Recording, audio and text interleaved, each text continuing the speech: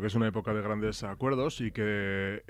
los responsables políticos de este país debieran estar en posición de alcanzarlos, y la disposición de la izquierda abertzale al respecto es total, con la luz verde, con disponibilidad total para poder hablar y alcanzar acuerdos de contenido político, ¿no? Lo que cabe preguntarse es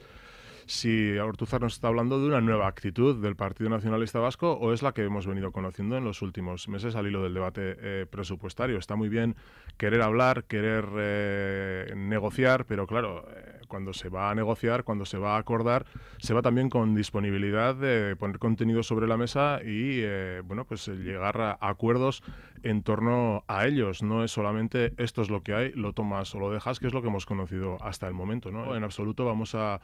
desaprovechar ninguna oportunidad que pueda existir para alcanzar acuerdos tanto en materia presupuestaria como en proceso de paz o en cualquier otra bueno, pues temática que se pueda poner sobre la mesa y que sea de interés vital en estos momentos en el país. Si lo que ayer dijo Ortúzar es una muestra de que el Partido Nacionalista Vasco quiere hacer las cosas de una manera diferente de ahora en adelante, pues se encontrará con la izquierda abertzale, no me cabe ninguna duda.